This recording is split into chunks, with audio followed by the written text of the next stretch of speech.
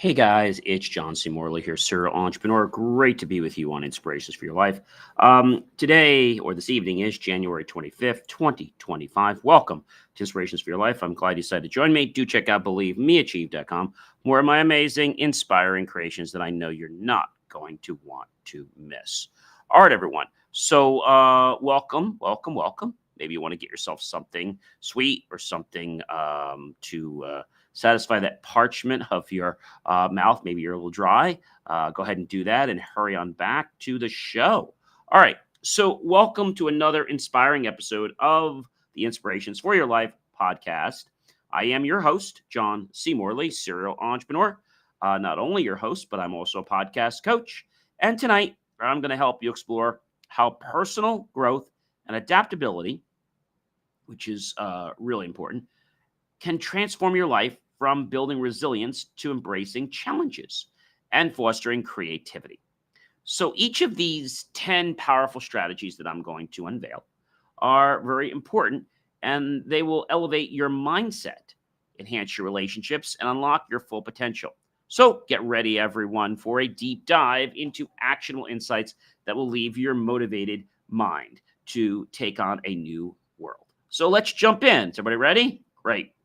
Number one, so help individuals embrace new challenges with confidence. When you cultivate adaptability, challenges turn into opportunities. Facing unfamiliar situations with a positive mindset, building a confidence and reinforcing your ability to thrive, even in uncertain circumstances. Each challenge becomes a stepping stone toward personal growth. Now, I've said this once before. It's a stepping stone, right? A stepping stone toward your personal growth. That's something that I feel is really, really remarkable. So let's move on to the next point, shall we? Number two, promote continuous self-improvement and skill enhancement. Personal growth is an ongoing journey that requires dedication. By seeking out opportunities to improve your skills and knowledge, you stay ahead of the curve and create a foundation for lifelong success. Constant self-improvement ensures that you remain adaptable to changes in every area of your life. Not just one area, but every single area of your life. And I think that is a very, very powerful thing that we need to embrace, regardless of whether we were just born a few years ago or whether we've been on the earth for many years. All right, so remember, continuous self-improvement is one of the big keys to success. Number three, encourage learning from failures and using them as growth opportunities. Remember, failure is not failure. Failure is just something we need so that we can get the feedback and we can move forward in the appropriate course, in the appropriate direction. So I think that's really important to understand. Failures are not failures, and I really, really mean that. Number four, develop resilience to adapt to life's uncertainties. Life is unpredictable, but resilience provides the strength to navigate the unknown. I'll give you a perfect example. Came home from college just a few hours ago after doing some studying, and I came home and we had a study break where we were making cupcakes and decorating them. So I went to put my cupcake in the refrigerator, and I'm like, something smells, and it's really warm, and I don't notice any of the indicators on telling me the temperature. Didn't seem really cool. I put my hand there. I opened the freezer up. First thing I noticed is all the pizza and all the meat had just basically thawed out. It was just kind of like all soaked with water. And then I looked at the place where the ice is, and it was all water. So first thing I needed to do was to get everything out of the fridge, which took me about 15 or 20 minutes. So I took about 8 bags with this sopping water out to our trash room and got that taken care of. Then I basically filed a claim. And tomorrow, Monday, I'm going to go buy a new refrigerator. So we never know what's going to happen. But, when that happened, I could be like, oh, my gosh, why this happened to me? I just put that in mind and say, you know what? It happened. I'm over it. I'm throwing out my food, and I'm getting a new refrigerator. It's like I moved on. I didn't labor on, oh, why is me? Why did I lose? Why did my refrigerator break? It doesn't matter, right? Just move on because it's already going to be, it's a bump in the road, right? A couple days, I'm like, oh, what broke our refrigerator, right? So that's the thing. When we get these hurdles, we have to embrace them and we have to move forward.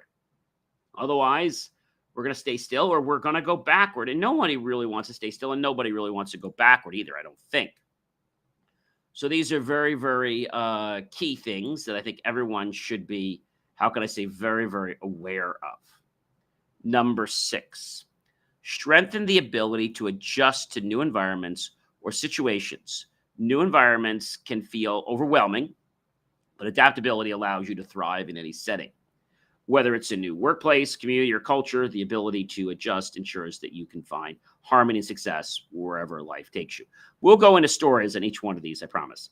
Number 7, build self-awareness by reflecting on strengths and weaknesses. Self-awareness is the cornerstone of personal growth. By regularly accessing your strengths and areas for improvement, you gain clarity and direction. This reflection helps you make informed decisions that align with your purposes and your inspirations and aspirations of life, and of course, your values. Number 8, encourage setting and pursuing meaningful personal promises, goals, and aspirations. So these promises that you're setting will transform your dreams into reality. And personal growth thrives on setting clear, purposeful objectives that inspire you to push boundaries, to push the envelope just a little bit further. Remember, I said before, we have to practice getting comfortable being uncomfortable. That's really the key in life. So each aspiration that you have and that you achieve becomes a testament to your adaptability and your determination, and also helps to really grow your resilience so that you're able to bounce back stronger in the future. Number 10, inspiring creative thinking to solve problems in unique ways. Adaptability sparks innovation when faced with challenges. A flexible mindset allows you to think outside the box, okay, and discover unconventional solutions. This creativity not only solves problems, but also drives progress in every aspect of your life. Because when you learn how to fix a problem in one area of your life, the other area of your life just sort of, kind of unfolds. And I think that's a really, important thing. It has to pretty much unfold. All right. So let's go through these again from beginning to end. I have a story for each one of them. And so this whole week, we're going to be talking about, if you've probably guessed in the title, is embracing that whole journey that you have in life. Life is a journey, and unlocking the keys for your personal growth and adaptability. And we'll be talking about some granular topics that are really going to get to the heart of the matter. Now, if you're listening or watching these programs and you're like, oh, that's not me, well, then there's something called denial. And denial is not the river in Egypt. The Nile is a river in Egypt, so denial is not. And so whenever we deny something, okay, that basically is saying, okay, I'm accepting that I can't, right? You don't want to accept that you can't. I've said to you the magic is that I may not be there yet, but I'm working every day to get better, okay? So I think a lot of times people get frustrated in their life. Why? I think they get frustrated because, they don't know how to do something. They feel that they're wasting all their effort. And then they don't know, like, if it's going to go anywhere. They don't know how they're going to feel. But we're going to dive really deep again into all these points. But remember, ladies and gentlemen, that you can transform your life. Okay. And understanding how to unlock personal growth and adaptability will transform your life if you believe it will. That's important. Belief, right? BelieveMeAchieve.com. All right. So we talked about number 1, which was helping individuals embrace new challenges with confidence. So maybe let's take one. Maybe somebody is getting used to something different. It could have been something really simple, um, like maybe they move somewhere and they're not crazy with the environment or the people yet. So that's one thing. So helping individuals to get comfortable when they are uncomfortable. And so you have to do your part too, right? You have to be adaptable. And so you have to challenge yourself and turn these situations into opportunities, right? So when something's unfamiliar, you approach it with a positive mindset. Okay. It will help build confidence. You know what I like to think about this? If any of you ever, if you ever gone painting, now I'm not a painting expert. I've done some of that painting, they do the sip and paint. But how many of you have ever done paint? I know the first time my dad asked me to paint, it was not good. And I said, Dad, I'm not a painter. And so I tried to help, but I just didn't have what you need to paint. I'm just not a painter. Painting with the sip and paint was fine, but I'm just not one for painting walls. All right. So the thing about painting is you start with a primer, which is just basically not the color of your room. It could be like a white. And then on top of that, you put your first coat. Then you put your second coat, right? And so stepping stones of painting start out with the first coat, with the primer. Now, people ask me all the time, do I have to put a primer before I paint? And that's a great question.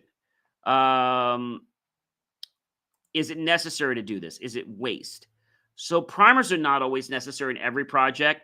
To know when you should put a primer on, you first have to understand what the different types of primers are and available to you.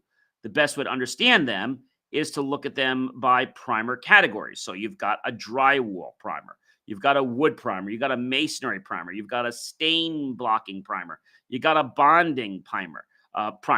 And then there are a couple exceptions to these.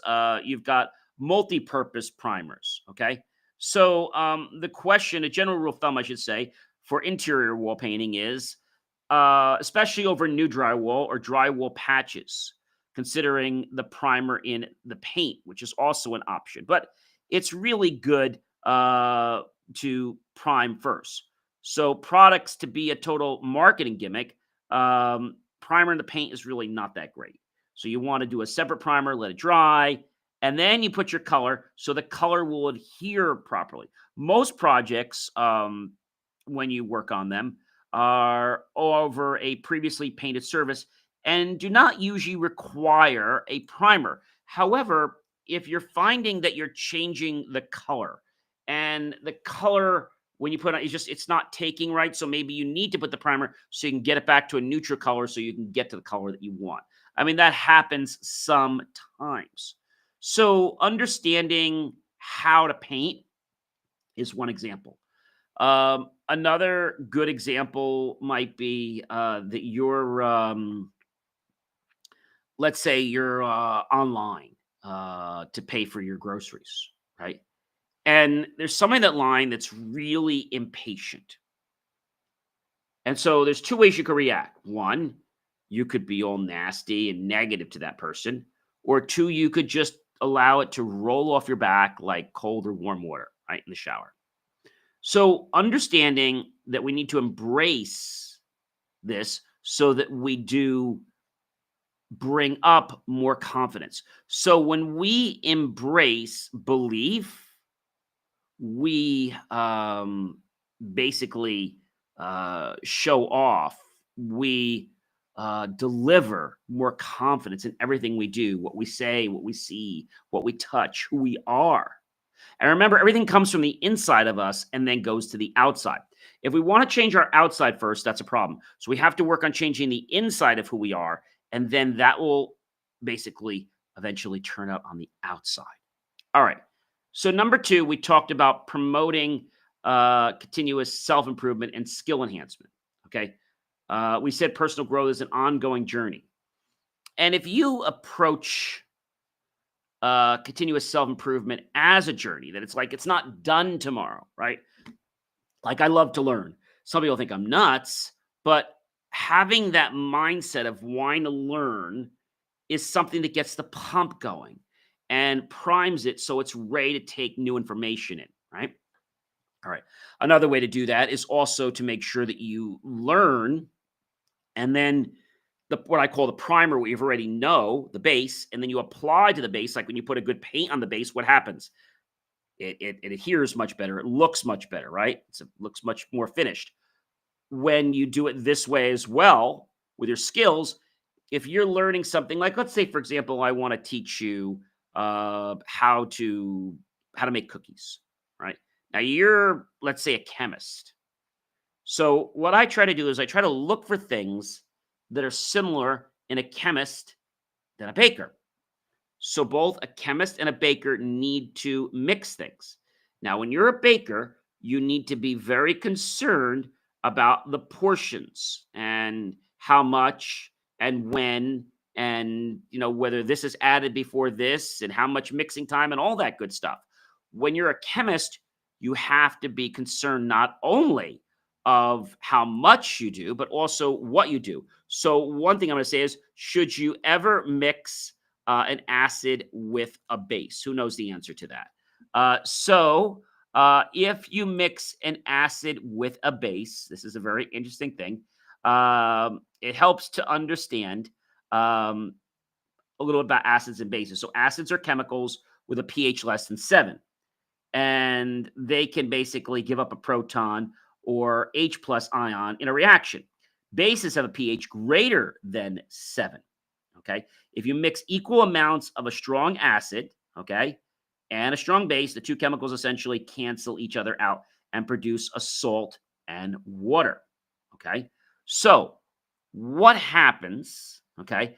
The salt is produced, it's like a table salt. Now, if you had more acid than base in the reaction, not all the acid would react. So the result would be salt, water, and leftover acid. So the solution would still be acidic.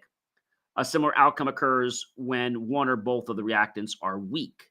Okay. So let me ask you this. Should you ever mix a base to an acid? Should you ever mix a base to? So the thing you have to understand is like I said, it's a strong acid. So the question I would always ask me is, should I mix an acid to a base or a base to an acid? This is the part that's important. Understanding the dilution of bases, right? So mixing acids and bases can be extremely dangerous. Okay. Acids and bases are mixed. It's a chemical reaction. It occurs, which releases heat energy, and it can lead to vigorous reactions, causing mixtures to boil and potentially spray dangerous drops of acid. And that could be a problem if you're not wearing safety glasses, right? So you always want to wear that. So the basic reason why chemical reactions occur is that the energy is released, and the energy is usually heat. As you probably know from the chemical reaction known as burning fire, the reaction can be pretty vigorous, and a lot of heat will be expelled. Now, when you mix acids and bases, or even acids and waters, the same thing happens. Heat is released by a chemical reaction. Sometimes the heat is enough to promote a vigorous reaction. So basically mixing, it gets hot and it starts boiling. And, some people like to see how that happens. But the thing is, you have to remember to do it slowly and a controlled environment and have protective gear, right? So that's important. So this is an issue. So what happens if I mix a base to an acid instead of an acid to a base? Would anything different happen? So you're still going to get the reaction, okay? And so the thing is, you know, a lot of people don't understand like why this happens, that it's a chemical reaction. And so acid base reactions, they neutralize reactions, and they're what make cakes fluffy, because sometimes these reactions generate a gas that makes holes in the cake. And I think that's an important thing to think about, is that they make the holes, and how it actually works. And I think that's a pretty important thing that actually happens. And I will tell you, ladies and gentlemen, that you have to be careful. All right. You have to be careful when you mix because when an acid and base are mixed together, they undergo a neutralization reaction. Okay. So we have to be aware of that. When we think about, what's happening and we think about this whole concept that we have to first learn from what we already know, then we have a good primer. And I was just using acids and bases because the point is that you're a chemist. So now I can relate how you mix ingredients. The only difference is in the kitchen, you can actually taste the foods because they won't harm you. And it's just as important as you mix them. Now, you won't have the worst thing that can happen is you could have bad cookies.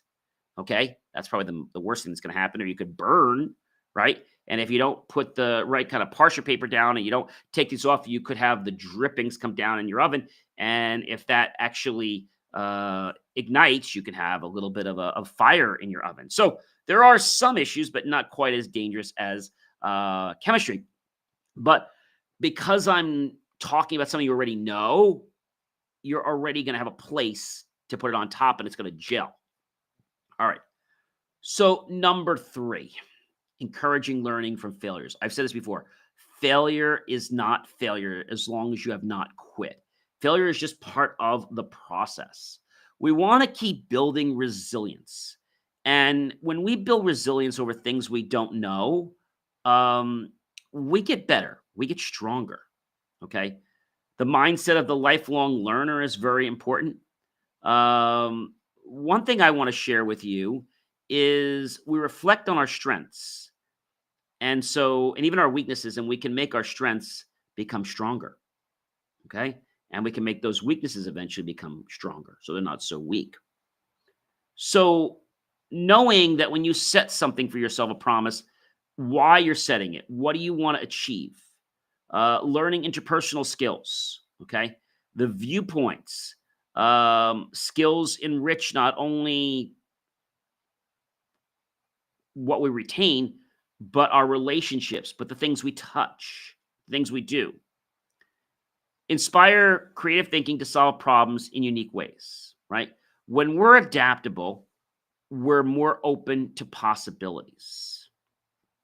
We talked before about different communities. So one thing you could do about communities like, myself starting college again and pursuing my master's first and then PhD is it's a little overwhelming when you start college. There's a lot of expectations and it takes a little time to feel comfortable as to like, where am I supposed to be? Am I putting enough effort in? Like, and there's a little bit of that feeling with me now until I get to a point where I'm comfortable. And that takes a little bit of time. Jumping back into school is not, the simplest thing. And so if you're somebody who likes to study, that's great, but there's still a little bit of pressure on you because you don't know right away what's expected of you. And that can be challenging because you're like, well, how do I measure something I don't know what I'm supposed to measure for, right?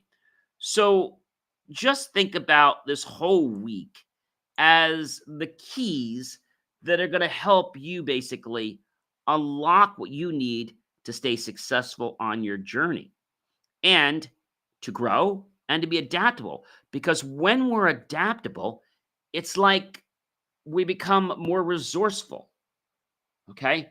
We have a new drive and passion for life. We get those aha moments. And that's what transforms us to want to take the next step, right? If you're living your life because someone else says you need to do something, well, you need to change your life right now. Because if you're living somebody else's life, I don't care if it's parents, if it's a boyfriend, girlfriend relationship, if you're living because of somebody else, you are going to be unhappy in life. So you need to make sure that what you do is because of you.